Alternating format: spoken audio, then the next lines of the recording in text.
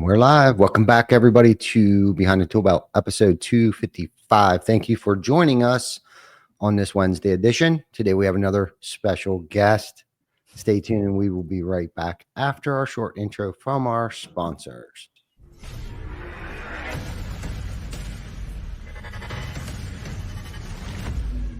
TC Backer. Roofing, siding, windows, gutters, solar. Roofing, siding, windows, gutters, solar. TC Backer.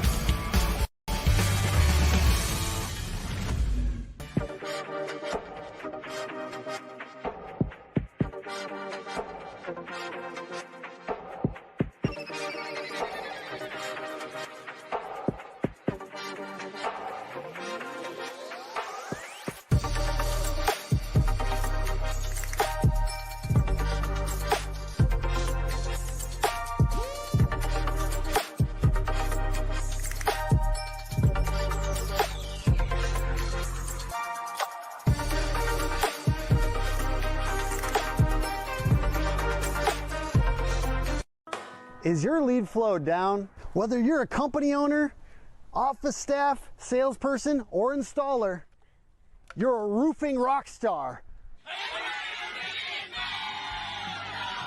We help you get more leads with custom SEO, Google Ads, and a pro website.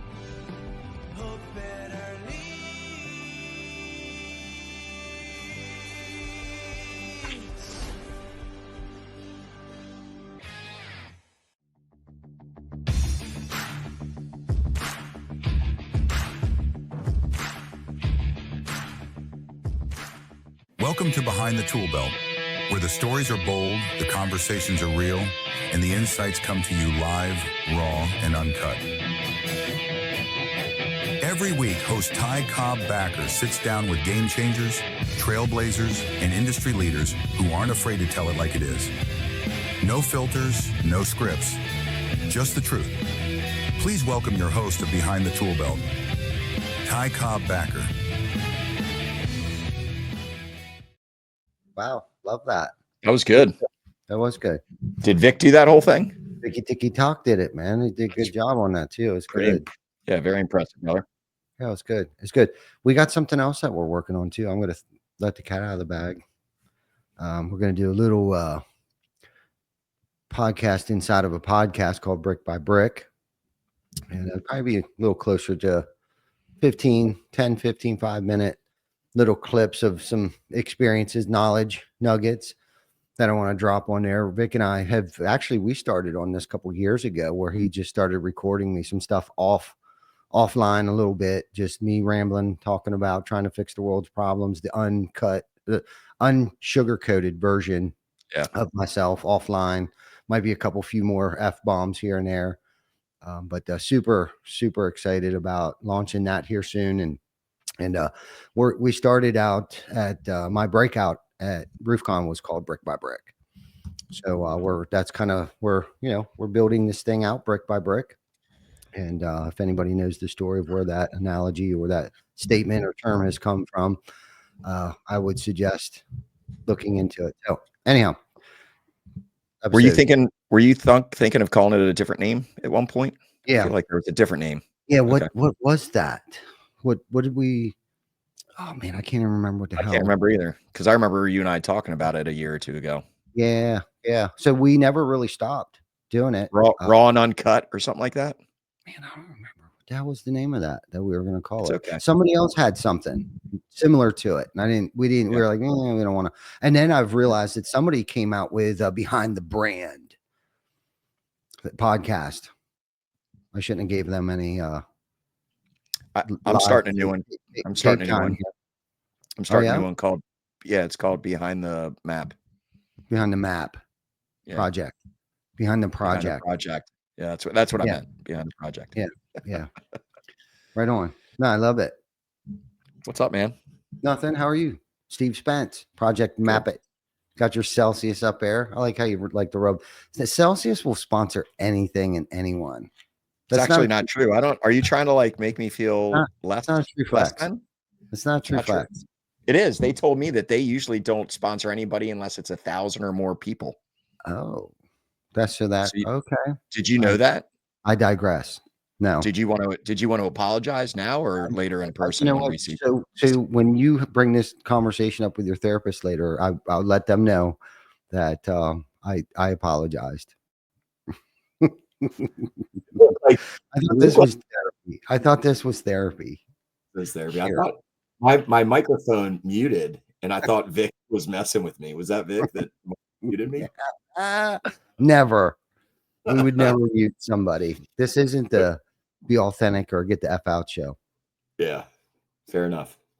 Yeah. But no, Well, thank you, thanks for having Steven. me on. I've never been Yeah. on before, so I'm really excited about this. No, you haven't. Not remotely, I don't think. I think you were have you been remotely? Yeah, once or twice out of the 10 times I've been on the show. Yeah, Okay. Well, I think this is special. No better timing. I mean, if maybe yeah, a week or two prior to the swing for recovery, maybe might have been a good time.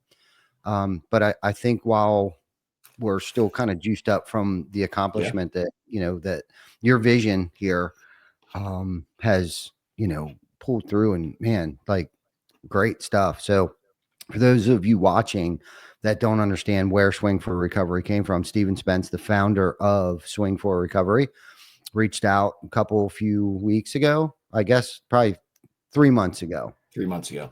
about 3 months ago, asked if we would be interested in hosting, being a part of his second annual um, for Swing for Recovery, man, and for to help support roofers in recovery, and of course, knowing where that vision came from. I mean, how could we not Right. support Stephen? And I'll let you talk a little bit about where that inspiration came from and all that good stuff. But man, it's and I'll let you talk about what you accomplished, right? And then we kind of helped with that a little bit.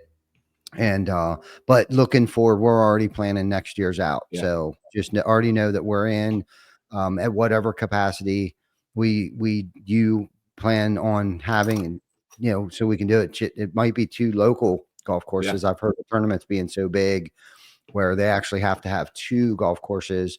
I do know of a course up here. There used to be what was called Briarwood West and East. Now, I think they developed half of West, but they still actually have 5 holes over there. So they might actually be able to like figure out 18 plus 5 holes for, yeah, 44 to 88 teams or something like that within that mix, or maybe not 88, but maybe like 60 teams or something yeah. like that might be That'd able be to squeeze. awesome. Yeah, that Yeah. would be So, awesome. or whatever. However, I'm not trying to influence you in any way, and we got some time, and maybe We we do. won't wait so late. Maybe in the next 3-6 months we'll pull something together. Yeah, and So maybe instead of doing it in November, we do it in September exactly. because we have more Right. time to plan it. Yeah, I agree. Exactly. No, it So less was, than a year away. We'll let everyone know what the hell's yeah, going on. yeah. No, Yeah. and So touch I on what yeah, I'll where the talk about it. vision came from. Go back to the beginning here a little bit, like the vision and what you wanted to accomplish, and maybe it didn't Yep, go so well the first time, but then yep, just like any success story, there's always a little failure in a minute, in the beginning a little bit, and then yep. bam, here we are today. So There it is. yeah, So, the vision, and first of all, I did not do any of this. It was all of us. You know me well enough to know that I don't ever put my name I in anything. Total team effort from your company and all the awesome event planners in your neck of the woods on your company side, and my team did a great job as well. Had one of my guys, Eric Harper, shout out to him. He drove all over Towson where we had our charity golf tournament for a day and got some pretty cool sponsorships. And Pat, Eric, and I ran the tournament with Dan Moyer, who is, the guy that really helped. You and I both have never put on a golf tour, and I tried last year, and we'll talk about that in a second. I had 4 foursomes. That's it.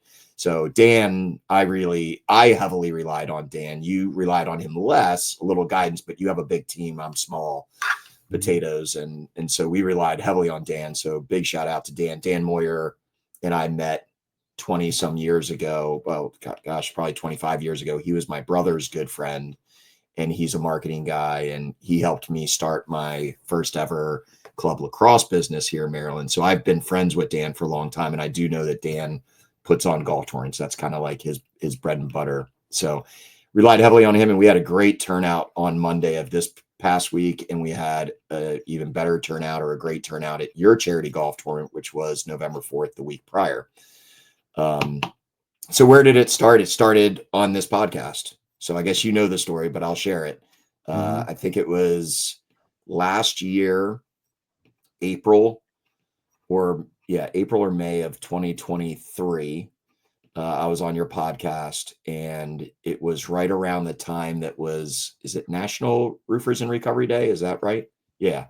And you mentioned, I was at your studio. We were standing up in the old studio that you had, and you said, yeah, I mean, it's National Roofers in Recovery Day. And literally in that instant, I thought to myself, this is the cause I've been looking for. So just a little bit of a story. Can I digress a little bit? Okay. Yeah, totally. So just the complete story is a good one, I think. But, for those that know Ty and those that know me, know that Ty and I are very close. We're like brothers. Vic and I, the whole TC Backer team, and myself, we're family. Everybody should know that. And if you don't, you don't know. But I know that Ty has been a recovering addict for 14 years. I know that Vic and a lot of the people at TC Backer are in recovery, which I love. I've been in this circuit for 6 years now in this industry. And when I started going to trade shows during the trade show season, I just remember I hung out with two types of people, and I partied hard and I didn't party hard. There are times where I would come down to work out in the morning at like 5 a.m. before the trade show started, and there'd still be people in the lobby just hammered, with empty fifths of bottles of liquor all over, just acting like buffoons, to be totally honest with you. And I'll say that. I don't care if anybody wants to call me out on that. It didn't make sense to me. And then at some point in time, when did we actually meet? I mean, I know the first time I personally met you and Vic being the first person I ever met at TC Backer, was 3 years ago, 4 years ago now. It's been 3 or 4 years. Yeah. It's been a minute. Yeah, I think we may have known of each other, but I think where we really connected was SRC Denton. That's where we got snowed in with April Hall. So, and And I just remember like hanging out with you guys and going like, man, what, like, this is the crowd I want to hang out with. And I'm not in recovery. I do drink, not heavily. I've done stupid shit in my life because of drinking and things like that. So I've grown up. I'm 50 now. So I've grown up a little bit. So I'm not like this rock star at all. But I just remember, man, this is the crowd I want to hang out with. And this is it's who I gravitated to. So then fast forward to our podcast last year, April. And I'd always seen on Facebook, everybody like your turkey salute and everything like that. I always see people backing and supporting some sort of charity. So when you mentioned that, I'd like been thinking for 2 years, what charity do I want to support here at Project Map? What do I want to get behind, or what do we want to get behind as a company? And it just it all happened when you said that in an instant. I think I even told you I will donate $250 for something or whatever. And I donated money for whatever it was, Roofers in Recovery. So I tried putting on a charity golf tournament, literally, like it was April. And I think I tried to put a tournament on like in May, 4 weeks to like get some foursomes. And I think you and I have both learned that that's not, you can't put on a charity golf tournament, kids. If anybody's listening here, you can't put on a charity golf tournament and plan it in 4 weeks. It's just not happening. So I had 4 foursomes. We got like some donations from my customer base. So we still raised about $2,000. But my brother at that time, he was about a year into recovery. My brother struggles with alcohol addiction. And he's the love of my life. I love the guy, he's my brother. And so just, it all sort of happened where it was like, this is what I want to do. And this year I reached out to you and Jimmy Hammond. Shout out to Jimmy. He's from Destination Motivation out in Indiana. Jimmy, I think he took on a little too much. He fell into my trap from the year before. I think it was like August that we started talking about, or maybe end of July. And me and you were like, yeah, let's do it in October, November. And Jimmy's like, I'll do it in September. And it was like a month or 6 weeks to plan. And he just didn't get enough. But Jimmy really inspired me. I don't know. Did he inspire you to like, yeah, Yeah, he was fully all in. he was all in. And that's Jimmy. Like for those that don't know Jimmy, I mean, Jimmy's always all in. Like his heart is always in the right place and he was passionate about it. And his emails through our network of trying to plan these 3 golf tournaments, because we were trying to do all 3, Indiana, York, Pennsylvania, where Ty, you are, and obviously me in Baltimore.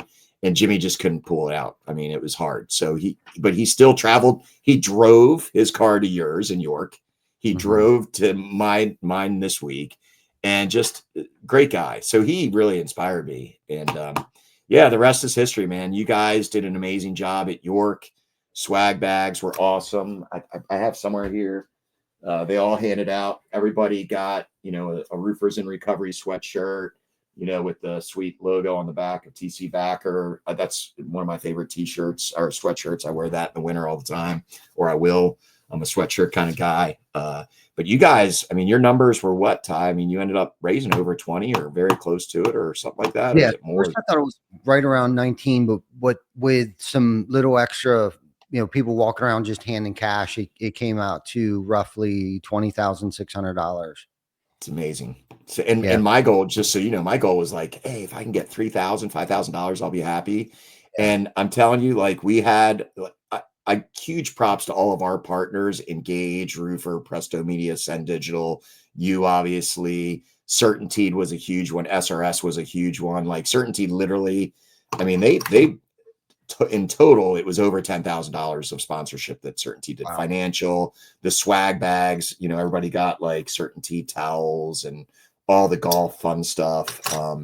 But all of my partners, they all pulled through. And our tournament was, I think, a little different in that all of our partners, they would like, Roofer, they sponsored a foursome of a company in Maryland. So we had like 13 sets of foursomes that were contracting companies, which I love. Like that was really cool to me because they're my people that I'm trying to, that I work with all the time. So I think we were at, it's between 13,500 and 15,000. We haven't finished the money because it just came in.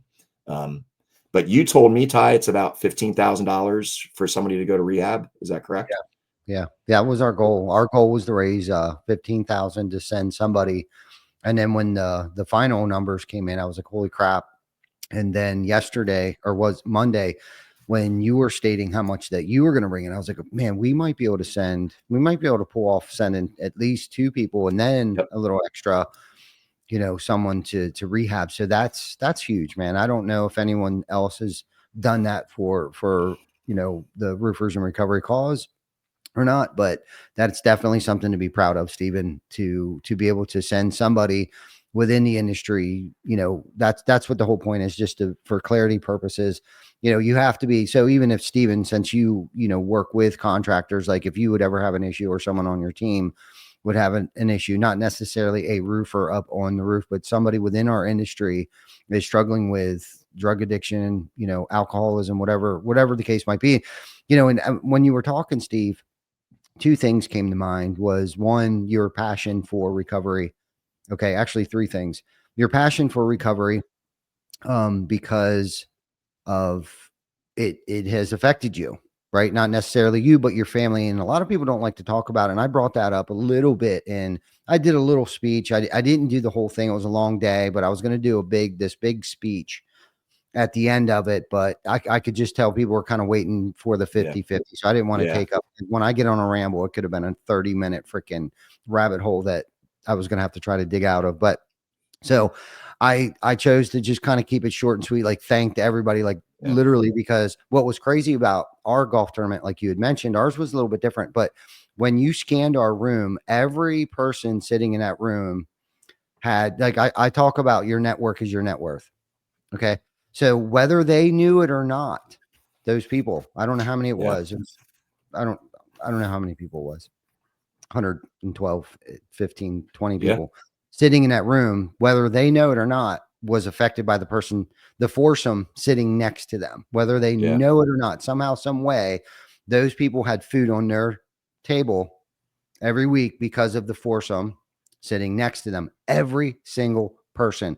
That's what was super cool about it. And I kind of touched on that a little bit We didn't have a lot of contractors, but we had, our insurance companies. We did have Roofle. We did have Certainty. We had ABC. We had SRS.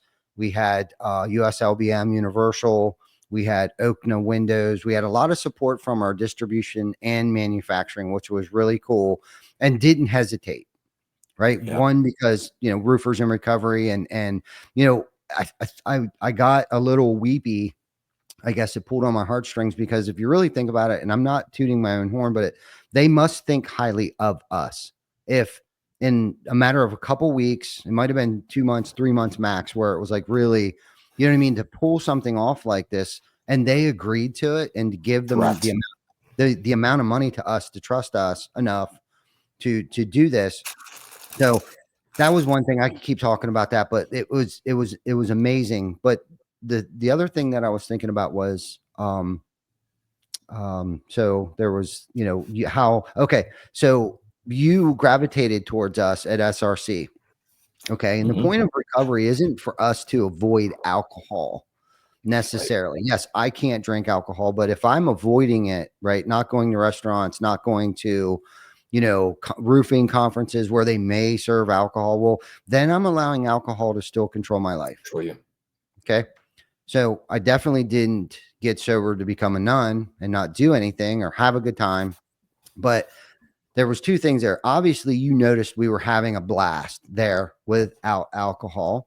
You had mentioned that you drink alcohol. Well, for me being in recovery allows me to hang out with people like you who may have an occasional drink, right? So I can be normal, right? Yeah. I choose not to drink so I can mingle and be an earthling with everybody else and play in God's sandbox, right? Because when I start drinking, I'm not in the sandbox with everybody. I'm on a different, I'm on a different planet, bro. Like I'm just Dr. Jekyll and Mr. Hyde, right? But the important thing is we wouldn't have this podcast. We wouldn't be able to travel. We wouldn't even have TC Backer wouldn't even be here if I chose to drink today. I know that. Right. A lot of people don't like to talk about that. And quite frankly, I'm not promoting any of the support groups. I'm not a spokesperson for any of the support groups. I'm not going to mention their names because I don't want someone, because we don't, no press, radio, or films, right? It's anonymity. But I also feel like we have a platform to let other people know that, like, if I can do this, like, you can too. Trust me. Like, you're not alone in this. So I think a lot of people are afraid, like, ooh, man, that's anonymous. Yeah, it is. It is. I'm not promoting that. I'm not a spokesperson. I have failed. And this is the thing I need people to understand too, is that the programs that I've been involved with have never and will not fail. Who fails it? What fails it is me. I have failed the program many times. I have relapsed. I'm what's called a retread. I struggled with this thing at a very young age. I've been in and out. I was my first rehab. I was 12 years old. Couldn't. I wasn't that guy that came in and was like, I lost my wife, my dog, the house, and the white picket. Oh no, I could never accumulate any of those things. I was just at a very young age. Started out. I didn't like really necessarily the taste of alcohol, but I liked the effect that it gave to me. Something happened when I drank, when I consumed alcohol. Something happened to me, and I wouldn't know what was going to happen. Could I control it? Yes, but it was a constant struggle and a constant battle to try to control it. And little did I know, it actually had control over me. I wouldn't go certain places. I wouldn't be around certain people if they didn't drink the way that I drank, and if they didn't party the way that I partied. I wanted nothing to do with you. So right there, that limited me on every level. Success. It limited me, the people that I would let into my circle. You know what I mean? It just, it did bad things for me. I couldn't do it like a normal person could, but I'm grateful that I don't drink, because if I would have continued to keep drinking, I'd have never met you in Denton. I know that. I know that for a fact. So there is help out there if you're in the industry. I think the website is something like www.roofersandrecovery.com. .org. .org. Yes. .org. You're right. Absolutely. .org. We'll put that link in the comments here. So if and if anybody wants to pull an instant message me off the side, like if you're struggling with, any kind of addiction, And listen, mental health, like people don't like to talk about mental health, right? And seeking outside help, speaking with, I fully support seeking outside help, speaking to other individuals, especially as a man. Find that person, whether you're paying for it or not. I think we all need a sounding board of reality. I think we all need a sounding board to just get it off. I think we all should journal more and get those crazy thoughts out of our head sometimes, and then reread it back to ourselves and realize how crazy it is. But also have that person, and for me, it's Vic and sometimes, a couple other people, but I do know I have that circle of people that I know, they know me. They already know something's off. They already know I'm off. And I think mental health is huge, and we need to be more aware of it and speak more openly about it. I have issues, man. I've been seeing a therapist for 3 years now, 2 years now, and I'm a much better person because of exactly the things you say. Now my therapist probably loves me because our insurance covers it. Now I've gotten a hold of myself a little bit better. Obviously, still work to be done, but I'll get on there for even just 10 minutes on a 50-minute session, talk through some things and be like, hey, I'm good. Thanks, doc. So I completely support everything you just said. I will say, between the two of us, raising over $35,000 is pretty kick ass. I think that's amazing. Like you said, in your thing, that supports two people right there to go to rehab. I know Roofers in Recovery just opened up a rehab center in Colorado, which is pretty awesome too. So congrats to the team from Roofers in Recovery. Here's a story that you don't know, and I'd like to share, and it's about Dan Moyer. And Dan already told me I could talk about things, but Dan Moyer's the guy that helped Ty and I put this on, and will continue. Dan has been in recovery for 18 months. And you know where those 18 months started? It started with my first tournament where I only had 4 foursomes. So I bought a bunch of shirts, Roofers or Swing for Recovery shirts to hand out to the tournament. My brother, Dan, is the one that got the shirts made for me. My brother drove to Dan's house to pick up those shirts to bring them to the golf tournament of 16 people that were in my first tournament.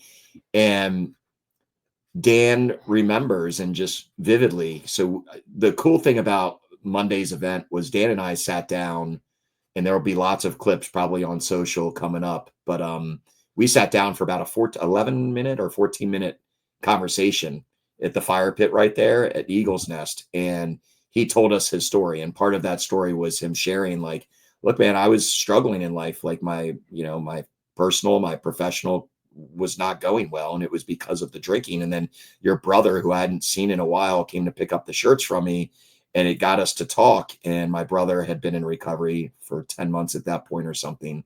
And he said he just seemed intrigued, and he had a conversation with my brother, and he's like, you know what, this is what I want to do. I need this too.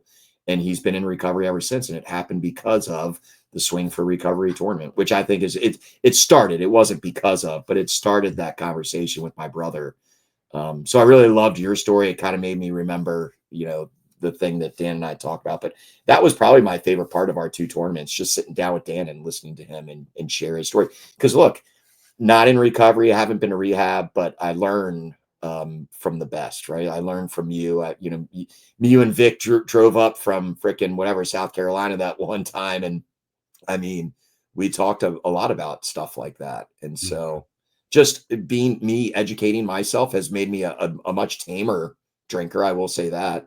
I mean, I can get a little crazy too when I drink. And just as I get older, it's like, do I really need to go get drunk right now? No. So yeah, I mean, my lifestyle is tamer because of it. So anyway, I just appreciate it. Now, that's a beautiful story, because that's what we try to do. We try to plant seeds, and that's exactly what your brother did. It's attraction rather than promotion, right? Yeah. If you want what I got, you'll do what I do. And the have the seed planted, and we never know who we're going to impact.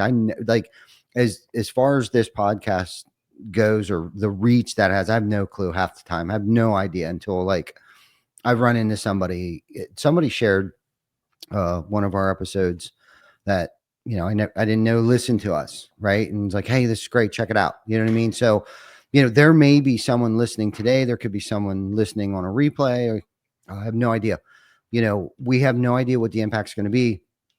I just know that I'm the example today, right? And I'm going to try to be the best example I can be of a sober person, right? And I'm trying to be very careful of what program I'm involved with, because I don't want to ever be, or people shunning me for, trying to be the poster child of something.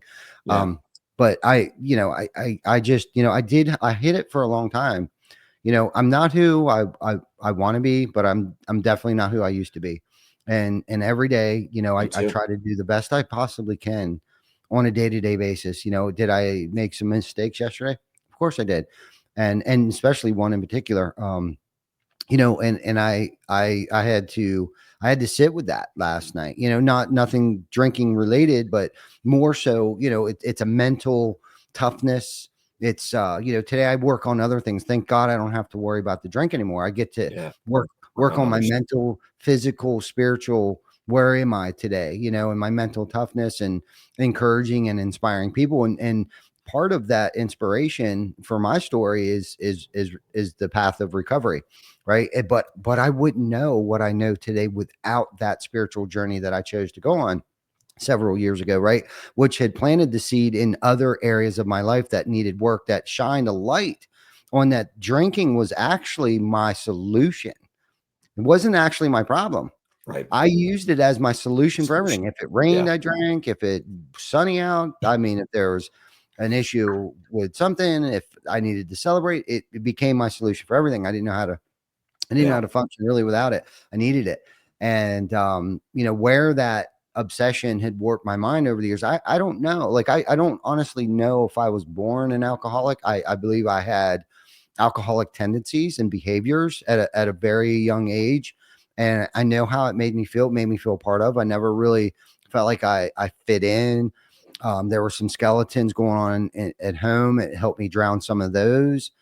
And, I just didn't know quite where I fit in, but I knew when I drank, it made me become like a chameleon.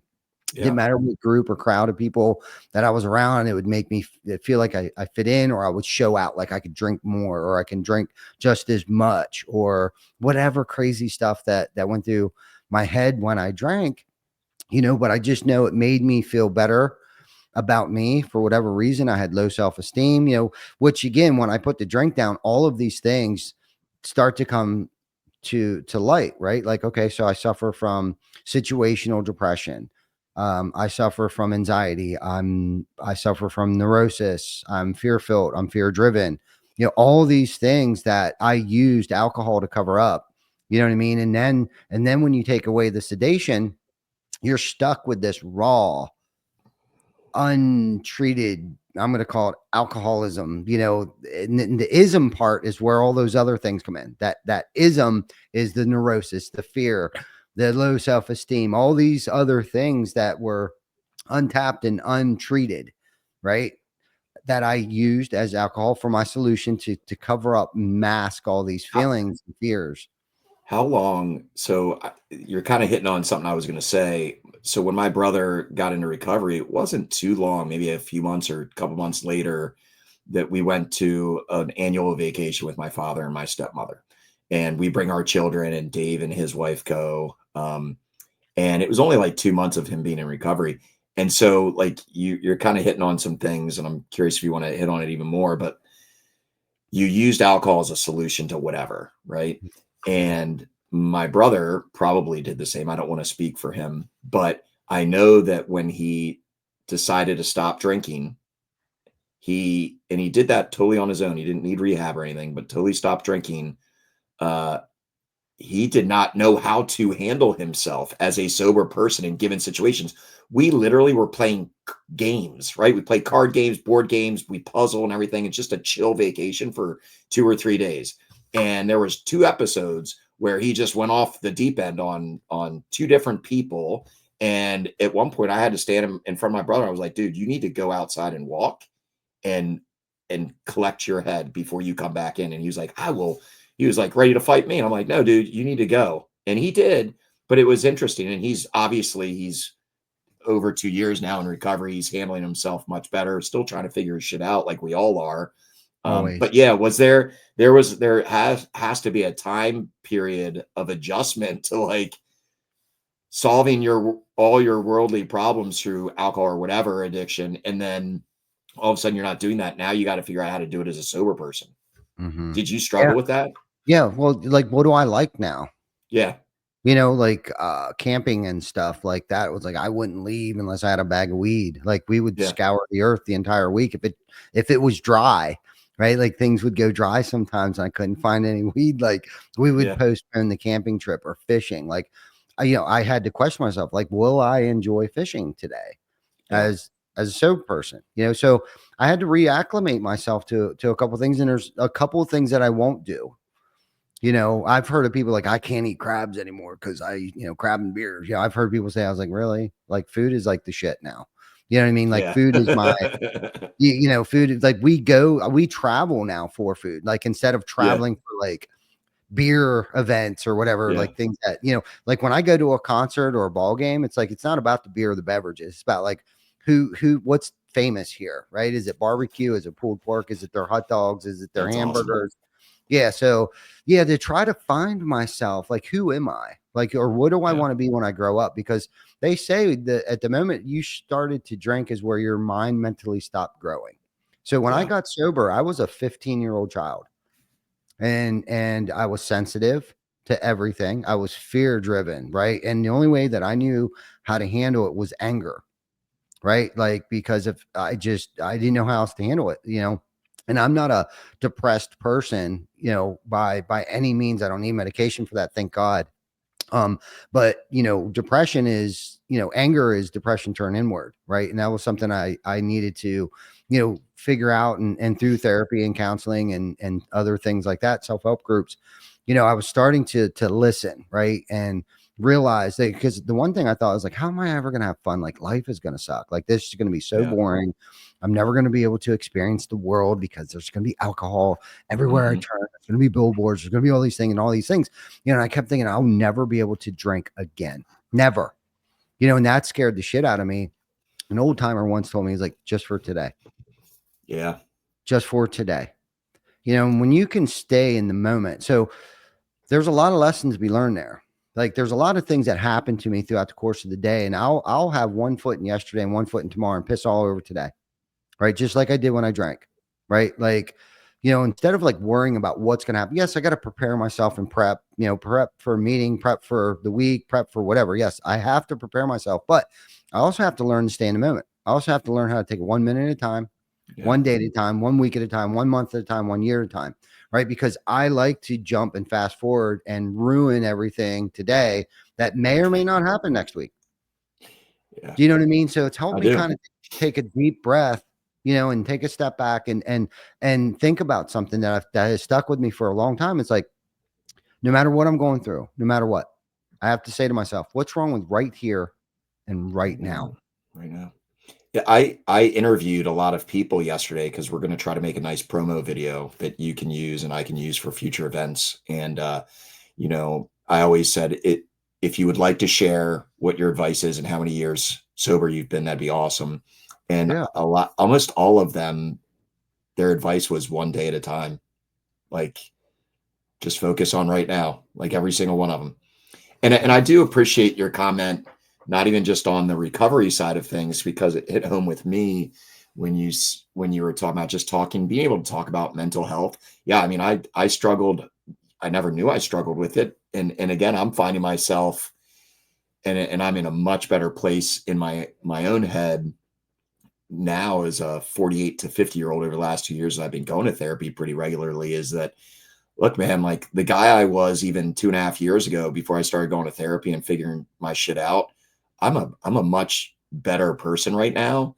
And it's because I didn't realize for 48 years I suffered horrendously of having low self-esteem. That's why I was always the class clown in high school. That's why I was like, the loud mouth, the biggest partier in college, right? Like I needed the attention, and I'm not going to go into why I had to feel that intention, but I mean, it was obviously, growing up as a child and like, separate, I had my parents divorced before I even could talk and stuff. So anyway, point being able to talk about your mental health and doing something about it has at least really helped reshape who I am. I find myself like, I'm still an extrovert. I can still travel to New York like I did yesterday and meet new people. And by the time I leave wherever it is, a restaurant or whatever, I'm like best friends with everybody in there. I still have that extrovert in me, but there's a big part of me that likes to be alone and just chill, and not worry about having to be the cool guy. So anyway, I just appreciated you sharing that. Everybody has room to grow, and going to some sort of psychologist or therapist, it's very, very helpful. At least it's been for me. And it's a journey. It's not a destination. There's no graduation date. And with these tools that I picked up over the years, anyone can apply them. Yeah. In their life. And I highly suggest that they do. Thank goodness I have a place that's free that I get to go to, put $1 in a basket, and I get all the therapy that I want. Yeah. Right. And a group of like-minded people to be around where I can be very vulnerable. But one of the other things I struggled with too early on, especially early on, and I still struggle with it at times, is being a doormat. Right. Because you go from one extreme to the next. Like, I'm not going to take anybody's shit. And then it's kind of like you start to get sober and your head starts to clear up, and you struggle with this. Like, if they really knew who I was, this syndrome of like, oh man, I don't want to hurt anybody's feelings. I'm walking on eggshells because if they really knew who I was, right. So you got to like learn how to stand up for yourself and not be taken advantage of, because I can go from one extreme to the next, right? Like I can be the biggest prick to letting everybody walk over me. So, and I think most people deal with that, right? Yeah. But you can't become too cold-hearted, and you can't be, you know what I mean? There's nothing wrong with being nice. Right. Right. You know what I mean? And I don't know if anybody will say, well, besides Tim Brown, he's like, he's a nice guy. It's like, I'm nice, but you're going to know when you offend me. You're going to know when you kind of cross that line. But that's what you're going to know, where I'm at, where I stand. And that's the thing that was probably the hardest thing for me to work on over the years is, don't be mean with what you say, just mean what you say. Yeah. Right. You know what I mean? Kind of thing. And, and that was kind of like, I was touching on that a little bit. Like I said something to somebody yesterday, and it was kind of mean, but I wasn't mean. I wasn't like screaming when I said it. And it was kind of a coaching moment, could I have said it a little differently? Probably. So sometimes I have to review my day, right? Like how did I react today? How did I respond? Did I react or did I respond? But that's what this is, this personal journey I've been on for a long time of like self-examination, self-mastery, right? And my perception of things have changed. My paradigm has changed immensely of like my why, right, has changed. I've grown a lot closer. I never knew relationships, especially with my significant other, Jana, my wife. I never knew it would get better with time because of the things that I've heard. Other relationships failed, whatever. Like I didn't know how to actually be a friend. If you were my friend, it's because you had something to offer me. Yeah. Like I didn't know, like, it's just okay to be someone's friend and care about them and want to help them without looking for something in return.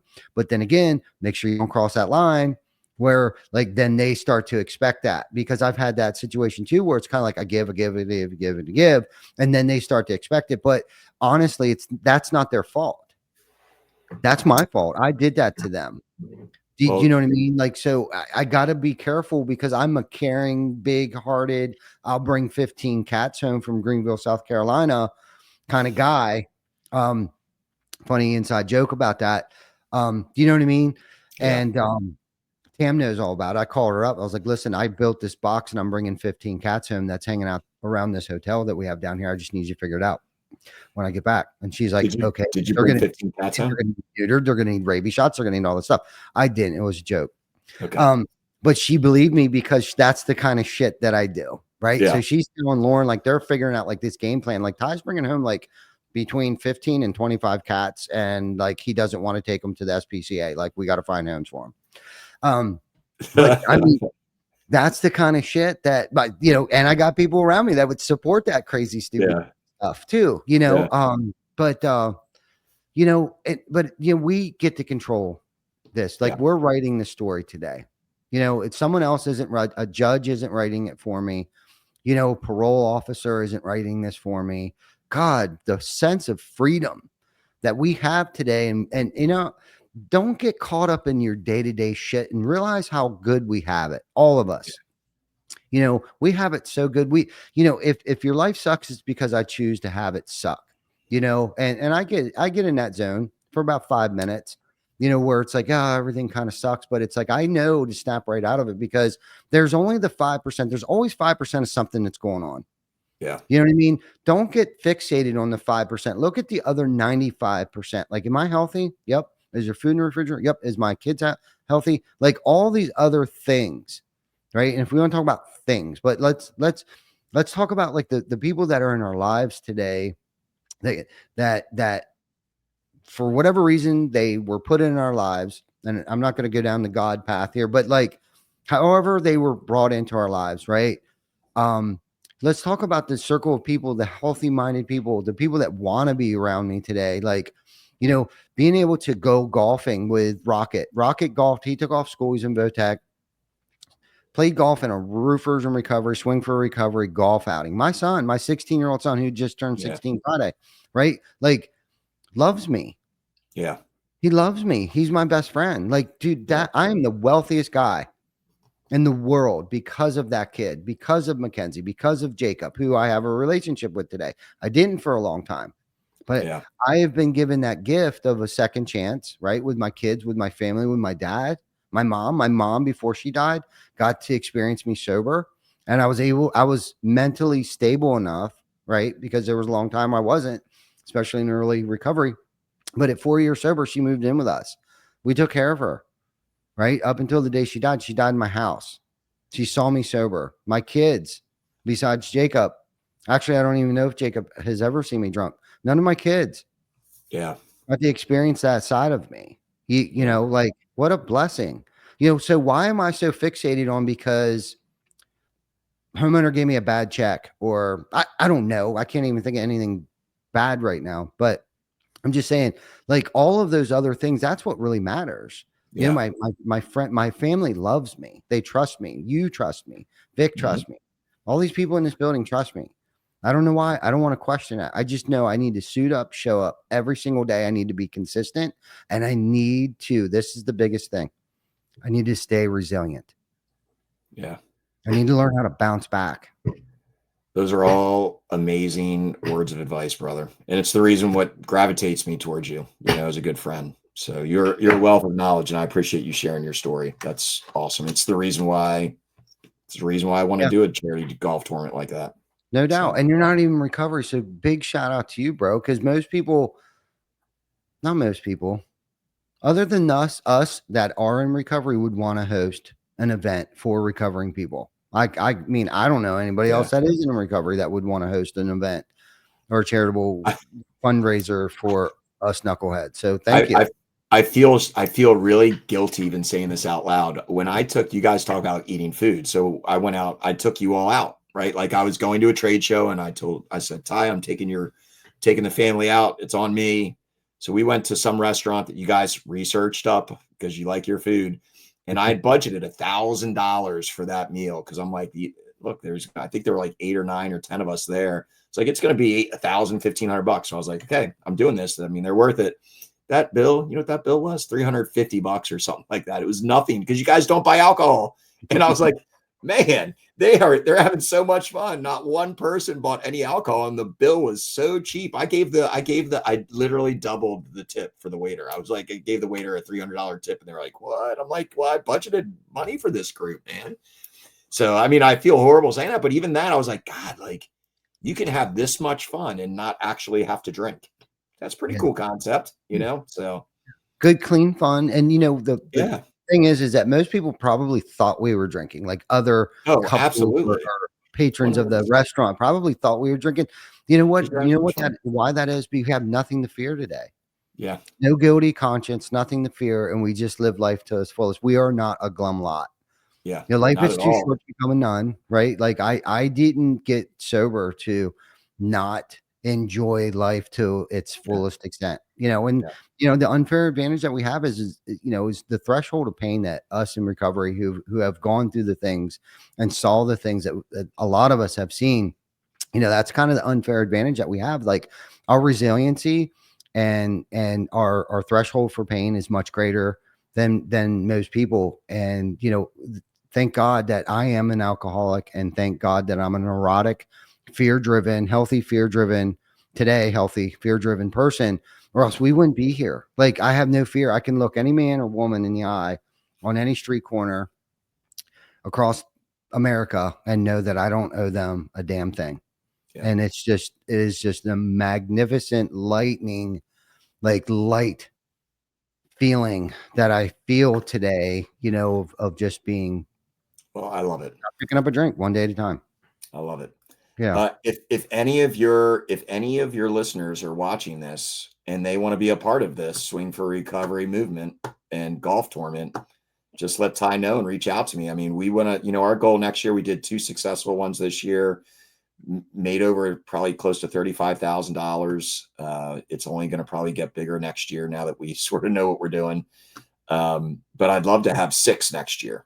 So if anybody out there wants to bring the people, Project Map It, we'll plan it for you. We'll plan it. You have to help get some sponsors, but the people is the biggest problem. Like it's not a problem, but it's just hard. Like, right. You're trying to get 100 people, and not everybody plays golf. So if any of the listeners wants to join forces with us, let us know and we'll talk and get you on the calendar for next year. We'd love to have 6 successful golf tournaments. Yeah. I love that.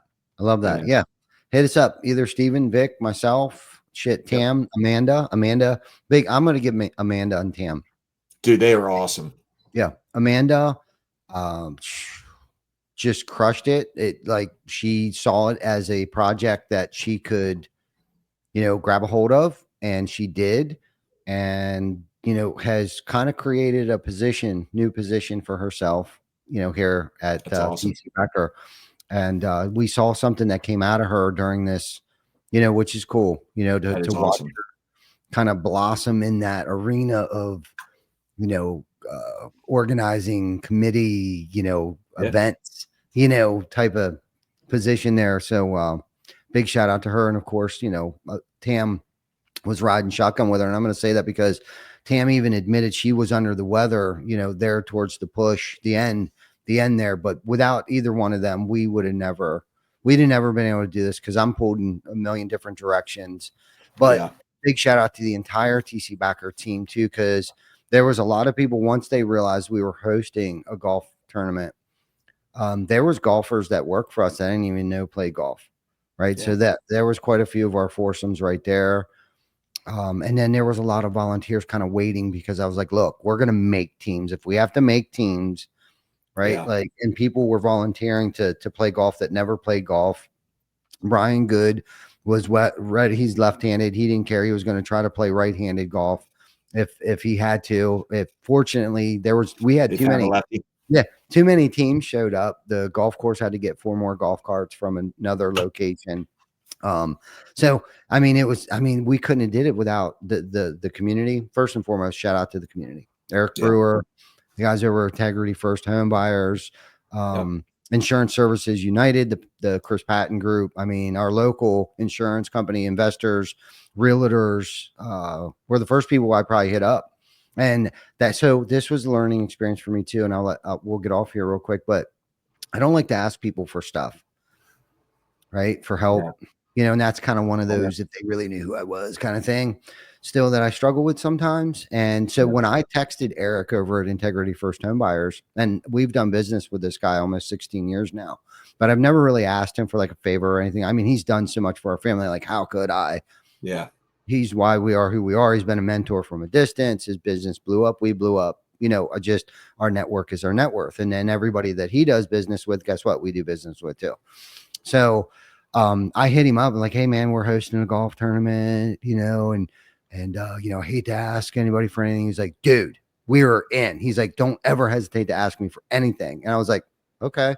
Next thing I know, like he's got 2 foursomes.